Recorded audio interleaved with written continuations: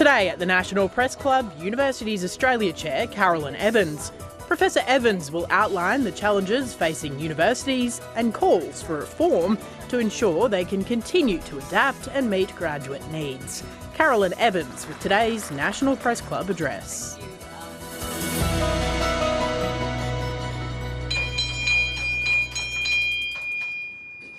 Hello and welcome to the National Press Club of Australia and today's Westpac address. My name is Julie Hare. I'm a director here at the club and the education editor at the Australian Financial Review.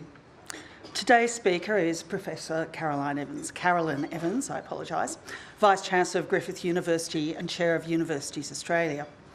Obviously, she is no stranger to anyone in this room, so it's hard to introduce her without covering old ground. But here we go. Before joining Griffith University in 2019, Carolyn was a Deputy Vice-Chancellor and Deputy Provost at Melbourne University. Perhaps importantly, given the discussions at last week's AFR Higher Education Summit, and apologies for the self-indulgent plug, Carolyn has degrees in arts and law and was a Rhodes Scholar at Oxford, where she did her PhD. She's also been a Fulbright Scholar and is an expert in academic freedom, freedom of speech, as well as human rights and comparative religious freedom.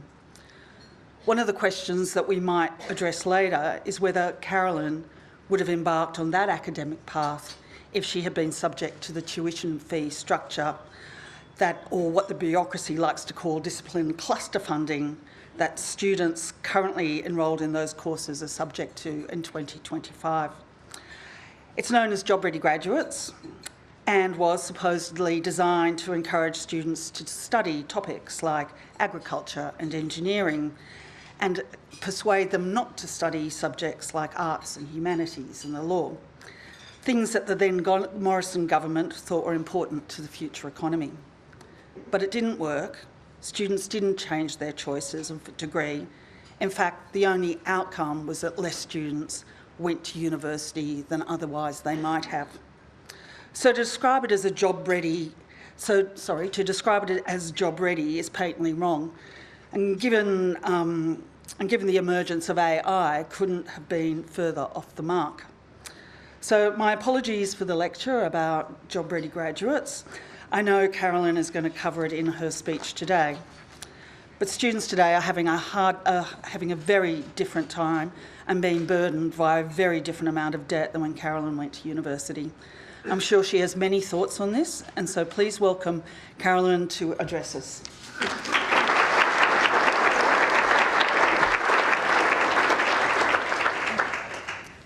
Thank you, Julie, and thank you to the National Press Club for giving me the opportunity to speak on behalf of Universities Australia today. Could I acknowledge the Ngunnawal people, the traditional custodians of the lands on which we meet, pay my respects to their elders past and present, and extend that respect to Aboriginal and Torres Strait Islanders joining us in the room today, which includes some serious national leaders from our sector. I also want to pay my respect to the 23,000 Aboriginal and Torres Strait Islander students currently enrolled in our universities across our countries, preparing to become the leaders of today and tomorrow.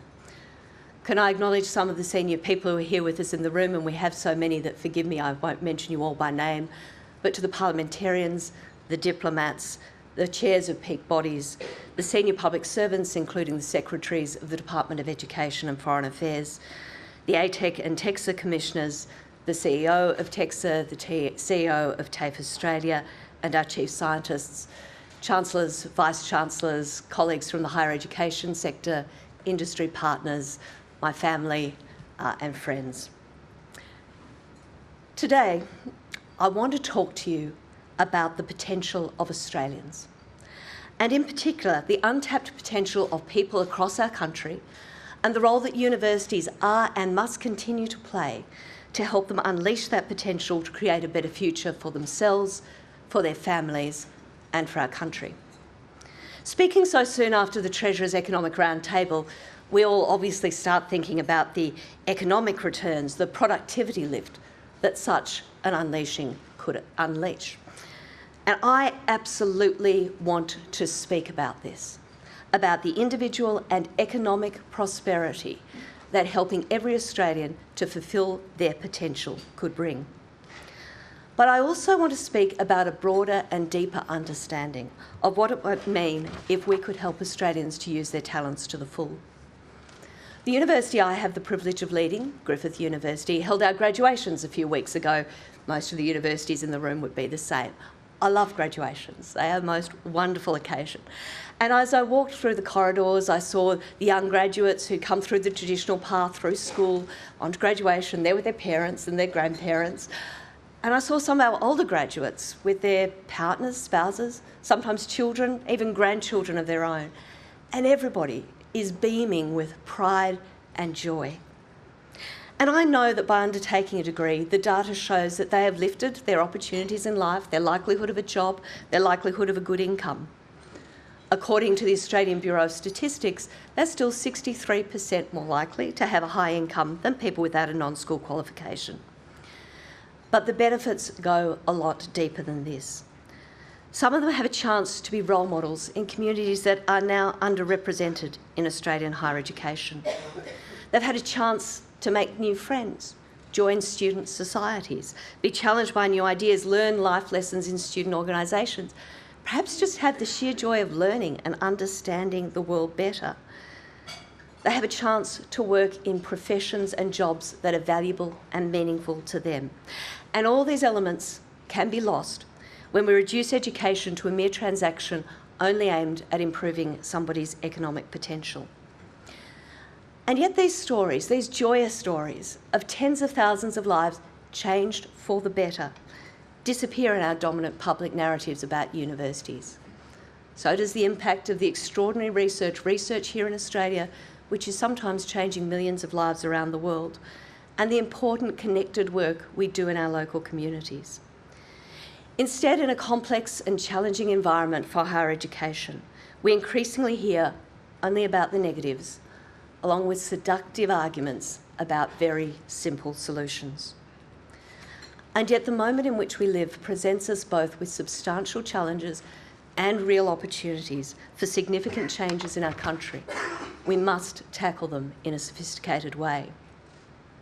So today, I want to focus on the way in which some changes in settings from all of universities, industries and government could help Australians thrive in a volatile and complex environment. Now, I know it's always easier to focus on the flaws of others, what could the government do for us? So let me recognise up front that universities have needed to take some of the ways that we have fallen short seriously. There are issues of governance being raised in multiple quarters, with the government having commissioned an expert council on university governance.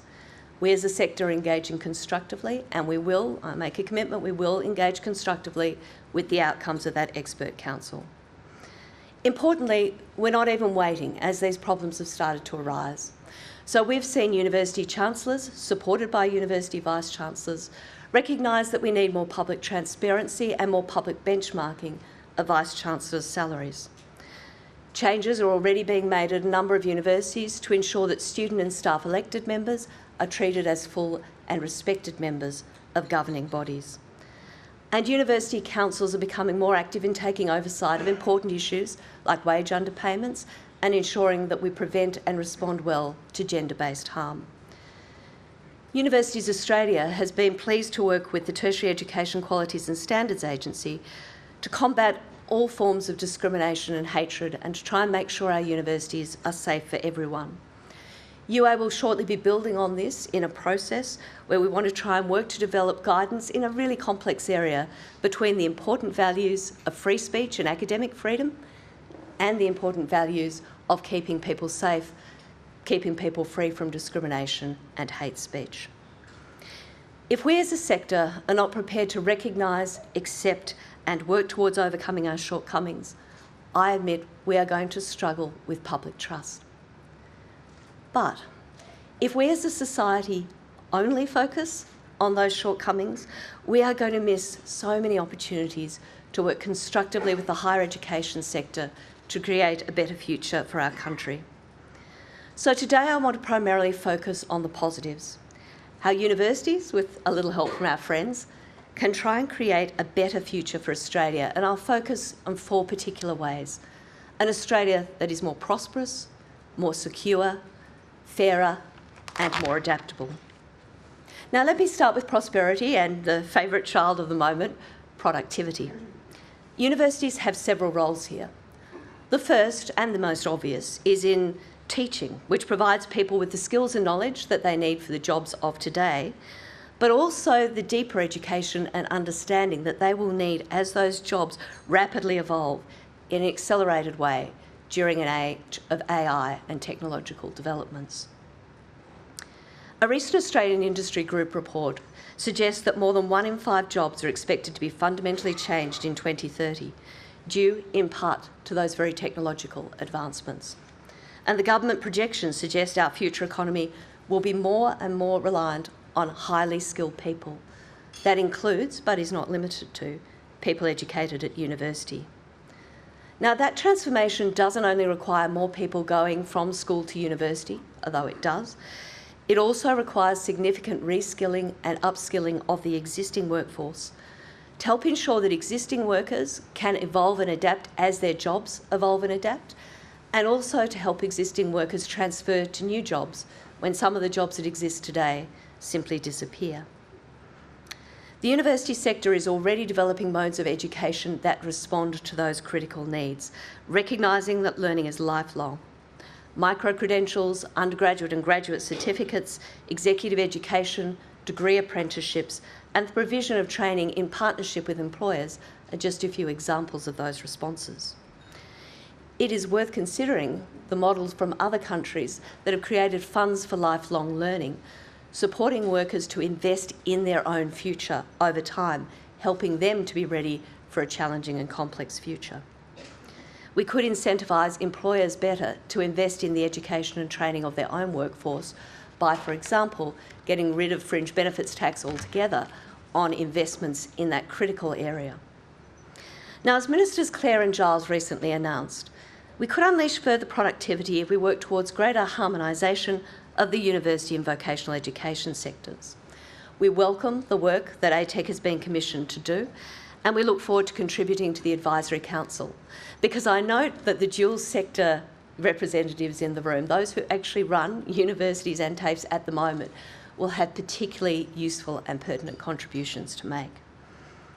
Now, while making it easier to move both ways, not just from vet to university, but sometimes university back through vet as well, is an incredibly important first step. There are other opportunities to better measure and credit the experience of Australians in the workplace, and also to recognise that many people who come from overseas are qualified and experienced people who are currently working well below their current level of qualification experience because we haven't worked out as a society how to recognise them properly. The second major way in which universities can help drive prosperity and productivity is through research and innovation. The recent focus on productivity is an important reminder of how critical innovation is to our future prosperity. We can, we should, we must increase productivity by taking the roadblocks out. I'm going to come back to that. But you don't get the step changes, the really giant leaps forward, unless you also focus in investing in innovation and new intellectual property. Now, it is true, Australian universities and governments spend a lot of money on R&D, but still well below the OECD average. In particular, we see nowhere near as much from the private sector as we see in other similar but more innovative countries. Our gross domestic product is quite similar to that of South Korea and Canada. Australia's business expenditure on R&D, though, is significantly and stubbornly lower. In 2024, Australian businesses invested $24.4 billion in R&D. Sounds like quite a lot of money, but it's 40% less than Canada and 85% less than the far more innovative South Korea. And we welcome the recent uptick in dollar terms in business investment, but it still remains at a stubbornly low percentage of our GDP. And it's telling, and maybe even a little troubling, that the single biggest source of research funding in Australia is the R&D tax incentive. Yet the private sector, particularly big business, underinvests in research, and when it does invest, it tends to focus on implementing global developments in Australia. Now, there is absolutely nothing wrong with bringing the best international practice into Australia. It is a reasonably safe, highly sensible way of improving productivity. We should do more of it. But Australians should also be much more ambitious than that. Australia is home to some of the world's best and brightest minds. Our researchers were critical in developments that now influence millions of people across the world: penicillin, Wi-Fi, the cochlear ear human papillomavirus vaccine. Just this year, the University of Queensland, a company spun out from it, sold for over $1 billion potentially revolutionary molecular clamping technology. It could enhance health outcomes for people in every country across the globe. This is a technology, incidentally, that was offered but not accepted by venture capitalist investors in this country, but snapped up in the United Kingdom. So we should celebrate. We should celebrate that legacy of globally leading research and innovation, but it is imperative that we build on it if we want to protect both our sovereign capability and our capacity to create future prosperity in this country. So let me outline 5 ideas of how we could do this better. The first, government representatives will be pleased to hear, is relatively cheap. Let's consolidate the 150 federal research grant programs down to a couple of dozen overall. And let's have an overall research strategy for the Commonwealth, overseen by a Research and Innovation Council made up of government, universities, innovators in industry and other research bodies. At present, our system is disconnected. It doesn't create a clear pathway from fundamental lab-based research through to translation and commercialisation, and it is not well linked to national strategic priorities. Let's just start by taking our money that we currently spend and spend it better. Second, let's take the administrative savings from doing that, because government spends a whole lot of money on this proliferation of programs as well. Let's combine it with the unspent portion of the Medical Research Future Fund, which we should be spending, to increase the block grant, with the aim of increasing it to 50 cents in the dollar over time. Universities shouldn't be going broke by doing great research. Third, we know that when the private sector partners with universities or other publicly funded research institutions, it is far more likely that they will generate new-to-the-world, IP-rich developments. And this makes a compelling case for the 20% collaboration premium in tax relief. It's recently been recommended by a coalition of peak bodies led by the Business Council of Australia and supported by Universities Australia. This too could be cost neutral if we had the courage to look at the current R&D tax incentive and take away some of the funding that is being spent on less valuable outcomes. Fourth, let's try to ensure that great Australian innovations can be funded in Australia and create jobs here for Australians. In many countries, patient venture capital has been unlocked by governments and universities working together to create what the University of Melbourne has called a fund of funds, which has a sufficiently substantial pool of capital and a sufficiently strong pipeline of intellectual property that it starts to attract substantial private investment. Fifth, let's invest in our absolutely fantastic innovation precincts and have a strategic national plan of whether we should develop more, particularly in our regions. Innovation precincts bring together universities, innovative industries, other big providers like public hospitals, and they engage in specific research priorities. They often include homes for things like trailblazers and CRCs. If precincts are properly funded, they could include training and support for businesses to adapt and adopt cutting-edge technologies and research from around the world. That's done in the UK by the Catapult system, and it's been shown to be particularly beneficial for small and medium businesses who are going to struggle to understand those global developments themselves. It would also help drive our own sovereign capability and sustained research practice. We need these sort of enduring platforms for government, universities, research institutions and innovative industries to come together and collaborate for better economic outcomes, but also for better priorities in areas of national need. Let me turn then secondly to the role of universities in helping this country in ensuring that it is secure. Now, particularly in a world in which the geopolitical landscape is changing day by day, universities have an important role to play, and again, both in teaching and in research. There are multiple ways universities can and do help to protect national security. There's going to be a greater role in the future. If AUKUS is to be successful, we will need more graduates in physics, in IT, in engineering, in project management, and not just undergraduates, right through to PhD level. We don't have them at the moment, but universities will be critical to educating that workforce, and we need to partner better and more deeply with government, defence, with industry to try and make sure that we're lifting the quality of maths and science outcomes in our schools, which does need lifting, and to create pathways through universities and into new but visible forms of employment for our graduates. We also need to recognise that our research relationships, particularly in areas where we're working on new intellectual property, technology-rich intellectual property, needs to work alongside our allies. Joining Horizon Europe would be a sensible investment in not only expanding our own country's capacity, but would also deepen ties with like-minded liberal democracies. Europe has recognised that innovation drives both productivity and social and technological progress. Let's join with our allies to share that progress together. But in the rush to focus on technology and STEM and hardware in defending Australia's sovereignty, important as they are, the roles of the humanities and social sciences should not be ignored here either. We need people with extensive experience in the language, culture, economics, history of both our allies and our adversaries. We need highly skilled diplomats, intelligence officers, people who can broker great business deals with Australia overseas, cultural partnership leaders. We need to protect Australia's interests in a rapidly changing world with those soft skills as well as the hard skills. In short, we need to stop publicly diminishing the humanities and recognise that in an AI age, the critical thinkers, cultural creators and thoughtful philosophers will be needed more than ever. It is also worth recognising that our international students have been a unique and a really beneficial part of our soft power. We have been remarkably successful, punched well above our weight as a country in educating the business, political and social leaders of many in our region.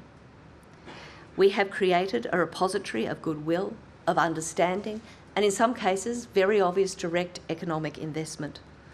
The original Colombo Plan was an strikingly far-sighted scheme to help Australia engage with our region, and the new Colombo Plan has been transformative in getting our young people out of this country and into the region. It is, of course, the government's prerogative to determine international education policy and international student numbers, but I do hope we understand the importance and recognise the significant ongoing value in international students in connecting Australia to the world. And that brings me to the third area that I think universities can help Australia, and that is in creating a fairer country. Increased education and increased educational attainment in this country has driven social and economic mobility in an extraordinary way. In addition, the highly skilled workers who've been educated by our universities help to lift living standards of all Australians, whether they have been educated at universities themselves or not. And that is why it is at the heart of the Australian Universities Accord and of the government's policy priorities that we should grow the number of Australians who enjoy the benefits of higher education, and that growth should primarily come from educating people who have not traditionally had a pathway into university. To support this, the government has set a national target of 80% of the workforce having tertiary qualifications by 2050. If achieved, that would add $240 billion extra in income over that period. It is an important goal, a worthy goal. It is one that universities share, one that we work towards every day, one that people like me get out of bed for every day. It will not, however, be easy. And reaching some of these potential students, helping them into and through education, will not be achieved by business as usual. I don't think I need to tell many people in this room that life is financially tough for a lot of Australians at the moment.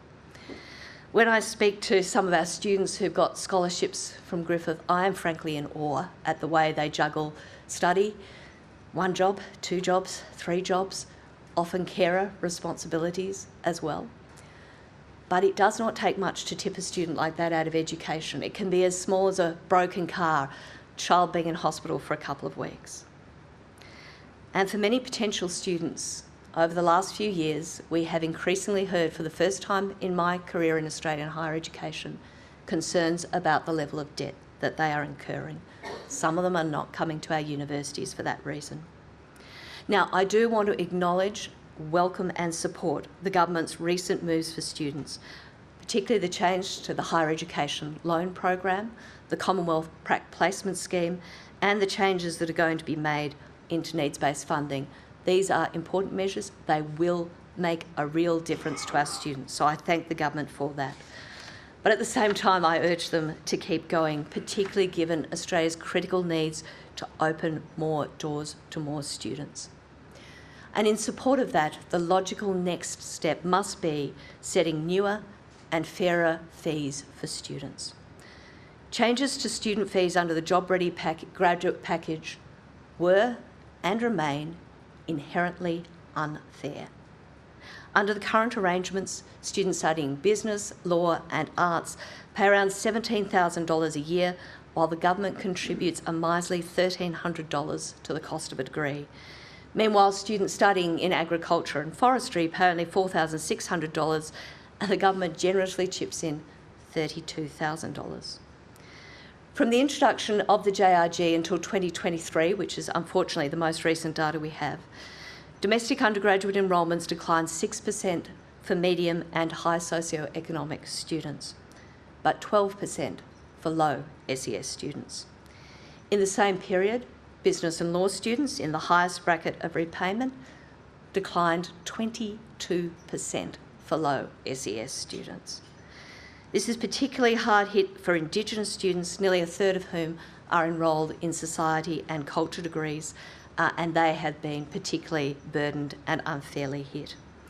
So I welcome the government asking the ATEC to prioritise a review into the cost of teaching in Australian universities. But if done well, and it should be done well, we should take the time to do it well, it will be a complex process and it will take time. And so in the short term, I would encourage the government to deal with the worst excesses by current students by eliminating the highest level of student contribution and replacing it with the second highest level. That would theoretically cost $770 million a year.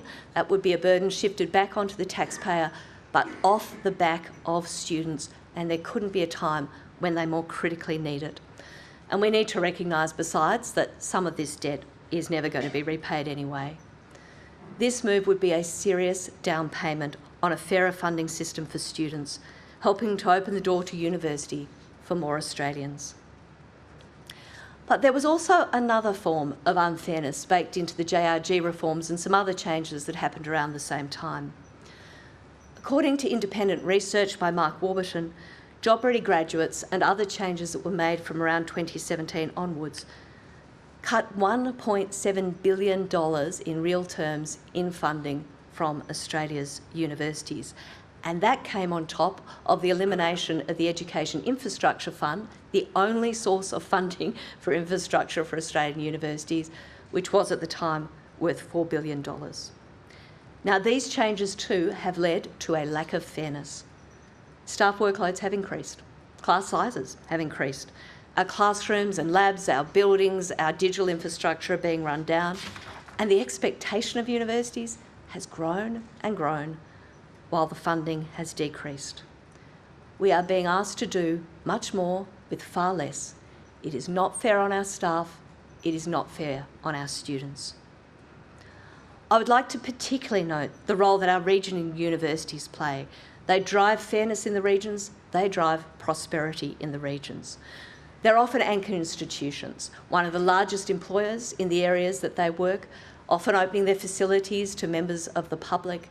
They help to encourage people in the region to undertake their degrees in the region, and they help them to stay there and give their professional skills to the regions. They undertake research that is relevant for their community. And yet the current funding model, it lets regional universities down badly.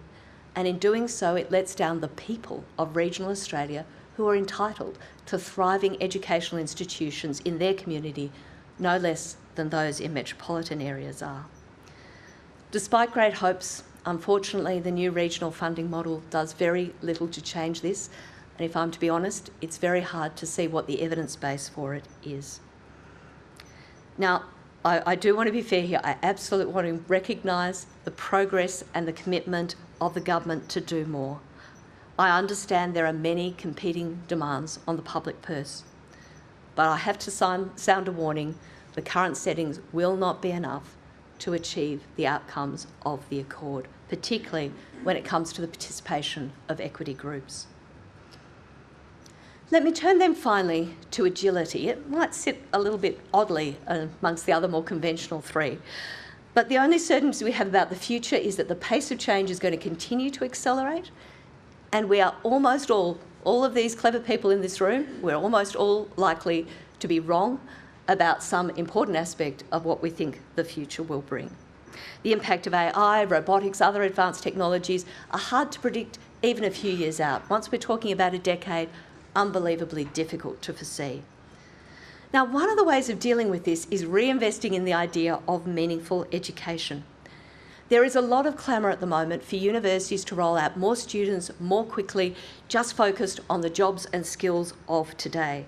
And as I mentioned before, universities are rising to this challenge. We're doing more of that. We're being more innovative. But let me also sound a note of caution here. Narrow qualifications focused only on the skills needs of particular industries of today will have shorter and shorter use-by dates. While I am concerned about how often universities are just left out of the skills conversation when every single one of our degrees has substantial skills elements in it, I'm also a bit concerned about the opposite push, to try and reduce university education to jobs training for today and tomorrow.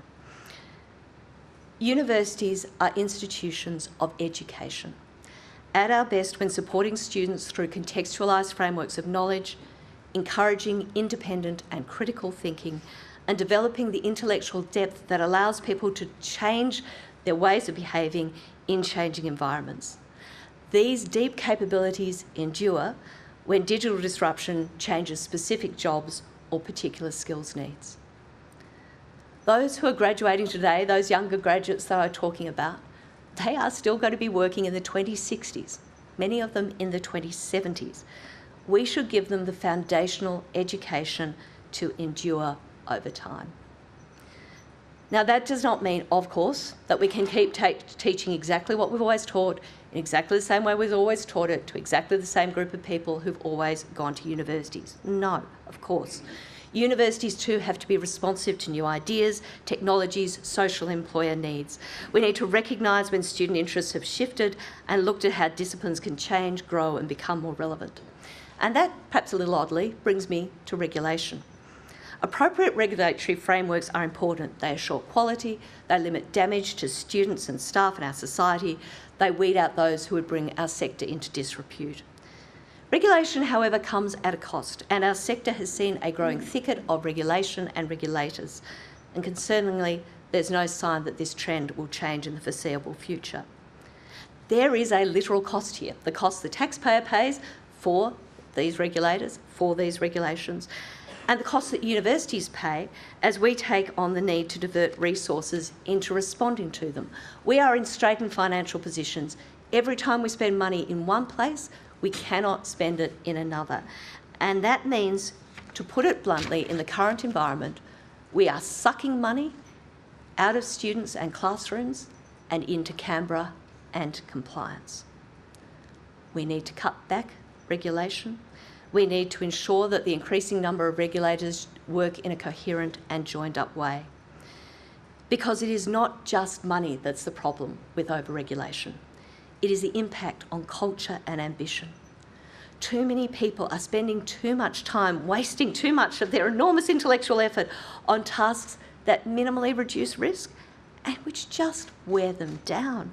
They're filling in forms, they're chasing down data, they're creating reports, so many reports. They're undertaking compulsory annual trainings. It makes it so much harder to be innovative and agile. The risk from regulators is much reduced if you just keep doing what you've always done, what everybody else is still doing. As the Treasurer's Economic Reform Roundtable has recognised, over-regulation is a serious problem for us as a country. We must not be so focused on minimising risks that we never seize opportunities. We must not be so immersed in putting energy into regulation that we kill innovation and ambition. And so let me return to my starting point with those graduates who graduated earlier this year. We often hear from older Australians, sad face, university, it's just not the same for them. And we're undoubtedly facing some complex decisions. How important is face-to-face learning? What sort of digital engagement enhances rather than detracts from that learning? How do we protect the integrity of degrees in a time of AI? How do we deal with mental health concerns of students respectfully while also building their resilience? But what we sometimes forget in all of these sad reflections on today and cheery views of the past is just how many extraordinary opportunities are now open. Many people, most people, every Indigenous person was excluded from our universities for most of their history. When I was a graduate, doesn't seem like so long ago, the people who went on exchange, they were a treasured handful, the real minority. Now nearly a quarter of our students get to have an overseas opportunity. Outside the health and education area, engagement with industry employers was largely just left up to students. Now it's ubiquitous. And many of our students are and should be proud of being at universities that are engaged in groundbreaking, world-leading research. There's more of that now than there was in the past. Australians are facing more and more complex challenges than ever before. Our universities stand ready to partner to help face those challenges and create a future that is prosperous, secure, fair and capable of adapting to all the many changes which will undoubtedly be thrown our way. Working with government, employers and civil societies, we can try and help ensure that our graduates and researchers are using their manifold talents to the full for the benefit not only of themselves, but of our country. Thank you.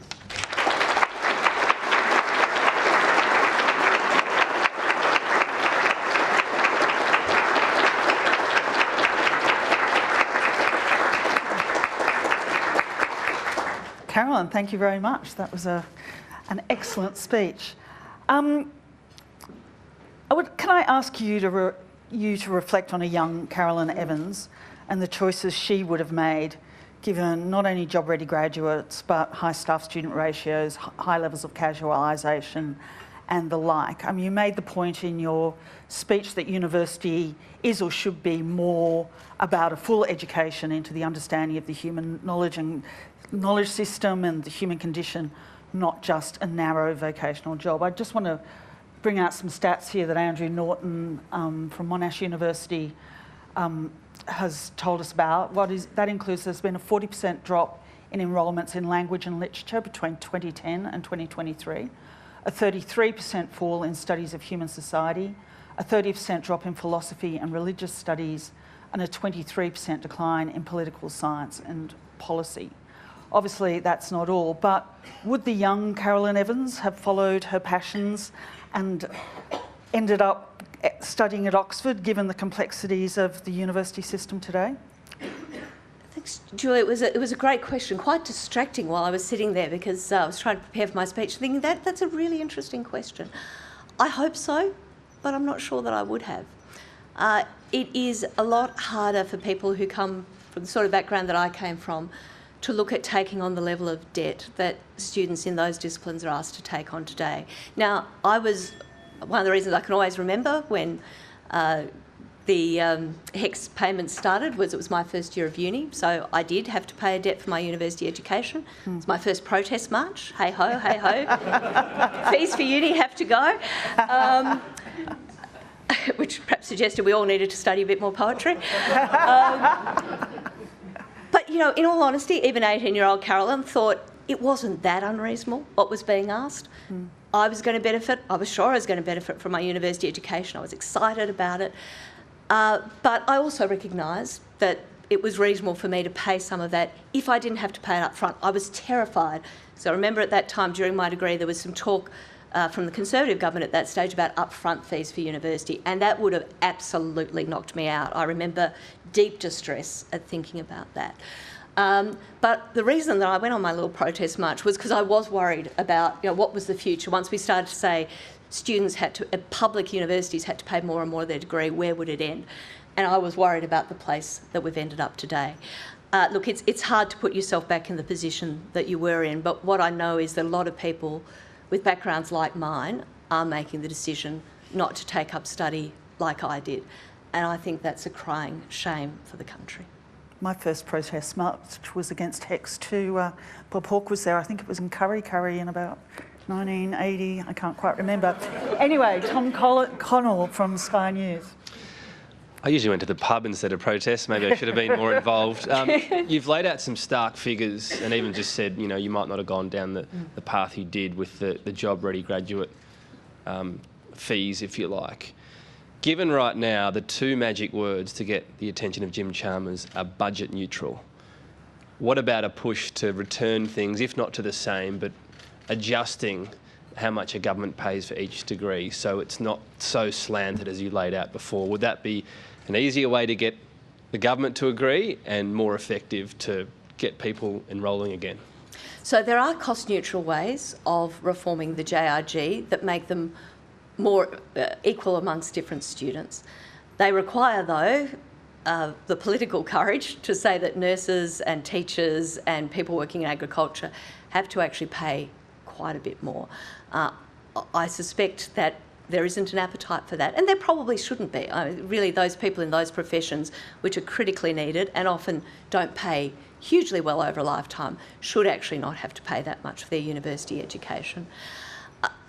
Look, I would put it a little bit simply. Let's have a look at how much governments invest in the education of students in private schools as compared to public universities. And if you want to think about cost neutral across those two systems. So still political bravery, but a different type? Yeah, but politically suicidal, I'm sure. But when we say there isn't the money, choices have been made over the last decade, even in the education sector, about where that money was going to be spent. Public universities, students paying 93% of the cost of their university education.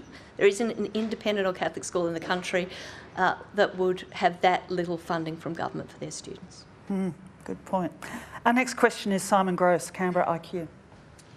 Thanks for your speech. I did some research before I came today and dug around in the Griffith website and found your CV. And I discovered that your most recent book is Illegal Protection of Religious Freedom in Australia. That's the most recent... Not my most recent book, but a book, that's yes. cited. You've also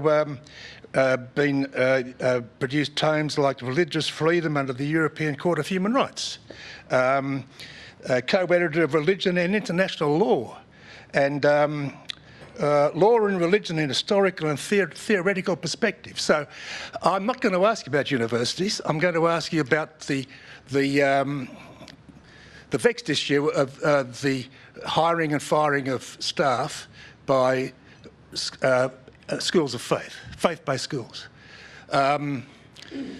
Mobs like Equality Australia say that faith-based schools can currently discriminate against people on the basis of their sexual orientation, their gender identity and their religious orientation. Whereas faith-based schools, the Christian schools, they assert a positive right to hire and fire as they see fit. And I figure Muslim-based schools would be the same. So do you reckon, is there a way for this impasse to be reconciled, or are politicians best advised to keep kicking the can down the road? Well, as that's not really the topic we're here to discuss, let me give you a very brief answer on it. That's fine. One of my other publications, in fact, deals with this in detail. I'm happy to send it to you if you would like to. One of the most difficult things we deal with as society, and we've seen it in our universities too, is what happens when two good values, things that we think are valuable, human rights even, come into conflict with one another. And you've talked about religious freedom, which is an important right, and equality, which is an important right. And we've seen it in our universities play out in particular contexts, in fact, even sometimes those two specific things. There is no neutral way to deal with this.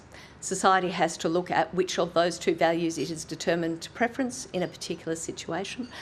Reasonable minds can differ about what those are, but certainly some of the work that my colleague Beth Gaze and I did in an article that we presented showed that the reality on the ground was a lot more complex, and that often people in religious hierarchies believed that certain orthodoxy was being preserved, and school principals looking for a Year 11 maths teacher were a lot more flexible about what they thought those orthodoxies were.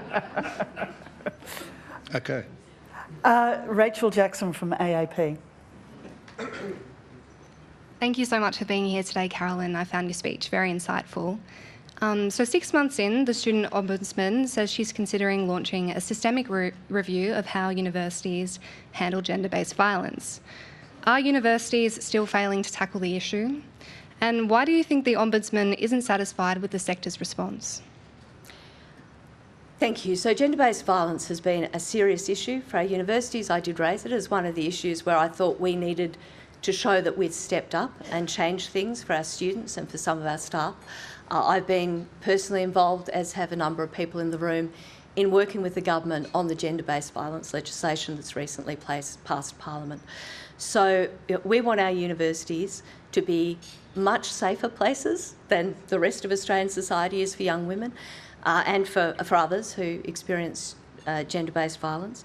And we also know that actually a lot of the people who experience gender-based violence at the time they're at university actually experience that off-site and not connected with universities, but we need to make sure universities are safe and good places for them where they get the right response and care.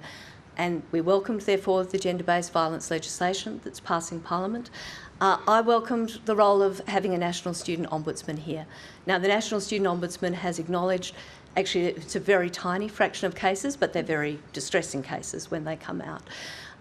One of the things that was missing from our system is there was no real place for individuals who were not satisfied with what their university did to complain outside. I think TEXA came in for some really unfair criticism because it didn't have the power that people wanted it to have or thought that it would have. So it's good we've got the National Student Ombudsman now dealing with individuals. TEXA, I think, is probably a bit better placed to deal with systemic complaints. The National Student Ombudsman is, of course, entirely entitled to take the action that she's taking. I suppose my only consideration would be we're about to have a new legislative regime come into place. It's detailed, it's complex, it will be expensive to implement, and maybe we need universities to have some time to do that and see the results of doing that before looking at what's going right and what's going wrong. Thank you. Our next question is Ruby Thomas from the ABC. Carolyn, thank you for your speech. It was also very insightful, I found it to be. The ANU has been in the spotlight recently about its finances and governance. How important is it to our broader tertiary education sector that it performs to the highest standard? And what might be some of your own concerns about the university? Of course, I'm not going to make any particular comment on a member university. That would be inappropriate, but let me answer the more general question.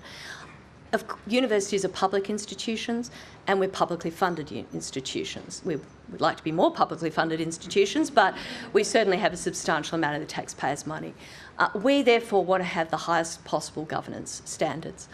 I think the government has taken a very sensible step in setting up the Expert Council into university governance. Political forums are not necessarily the best place to have a serious, thoughtful and expert discussion about what is required for good governance. So the Expert Council has heard from a lot of people who are aggrieved. I don't doubt that it's going to have some pretty critical things to say about universities. We will probably share some of those concerns. We might disagree with some of those concerns. But where I think we're all better focused is on what do we do going forward. And I'm really looking forward to the outcomes of that Expert Council because I think it will set up a more independent, transparent way of moving forward so that the people of Australia can feel comfortable and confident that governance at our universities is of a very high quality. As I have to say, I think it is at most of our universities most of the time, but there have definitely been some ways, as I said in the presentation, that we've let ourselves down, and we need to have some things in place so that doesn't happen as much in the future. Thank you. Our next question, am I asking it or are you asking it, Mark? You're going to ask it? Yeah, for John. Okay. Yeah. John Ross from the Times, Higher Education. He's at home suffering from the flu, but he really wanted to be here, so he apologises, but he says, I still want my question. Hello, John. Okay. Hello, John. Hello, John. Course cuts by cash-strapped universities have moved beyond the usual target areas of languages and creative arts to fields like education, international relations, geography and archaeology. One uni plans to drop expectations of fluency from its foreign language program. Another plans to drop the composition and performance from its elite music program.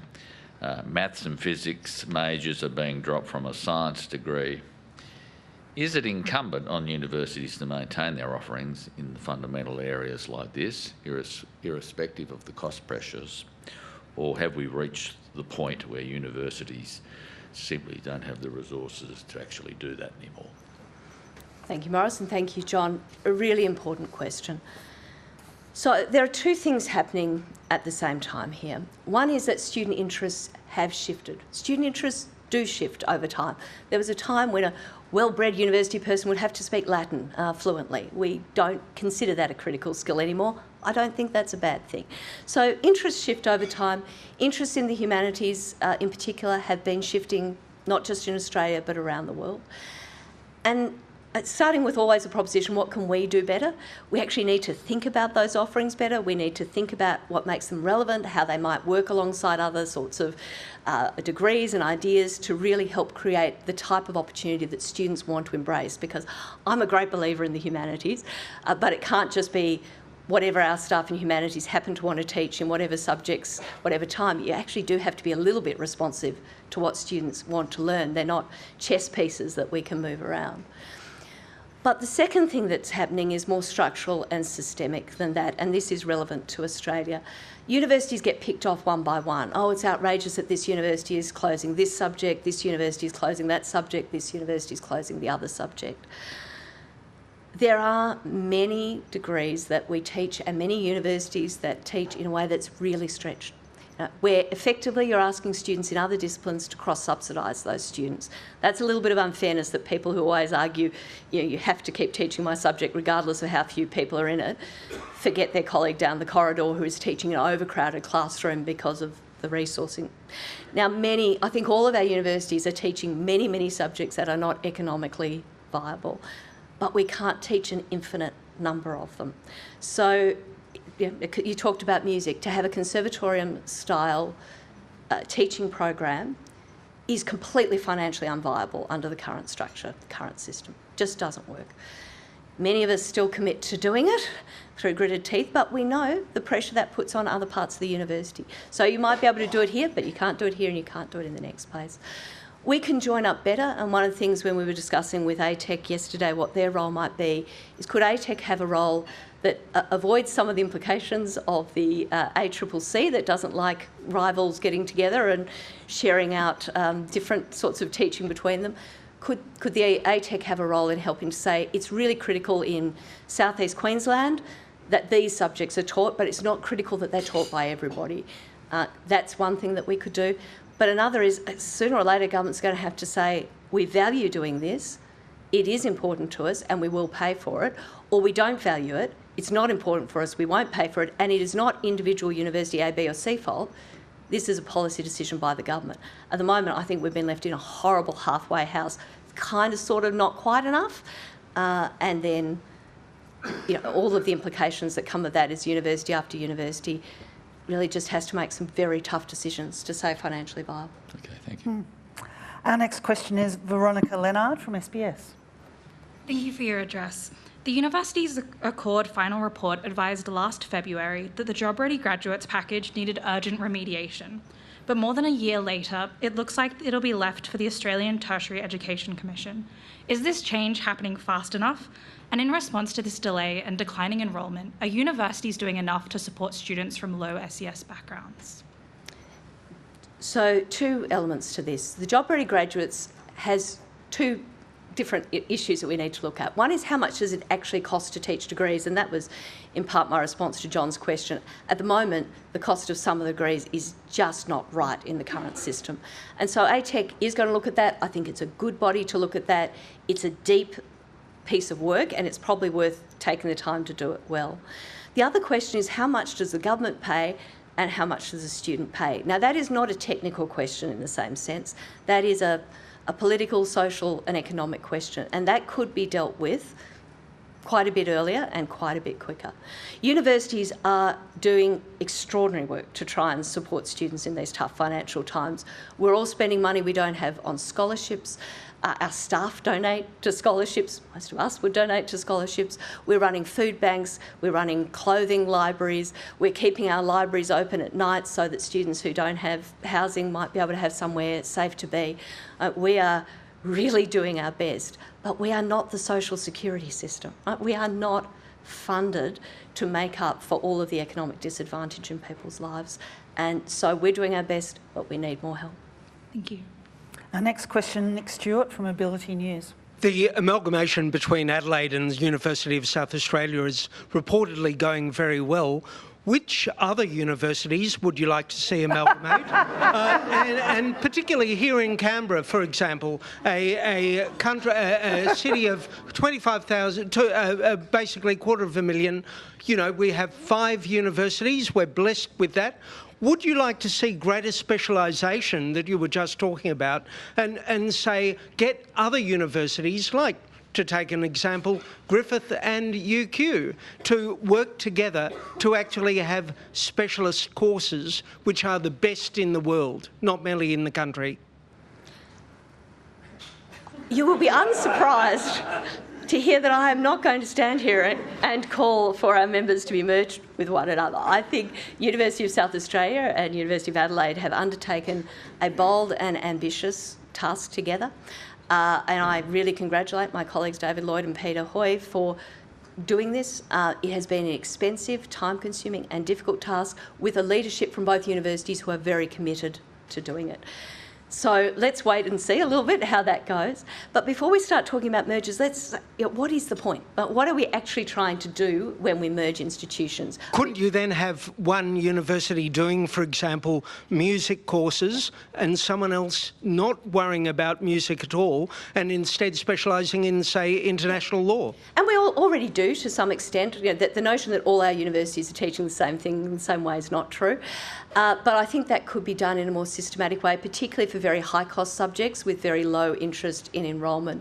And as I said earlier, I think the ATEC could have a really useful national role there, and particularly in ensuring that some national skills that we need are required.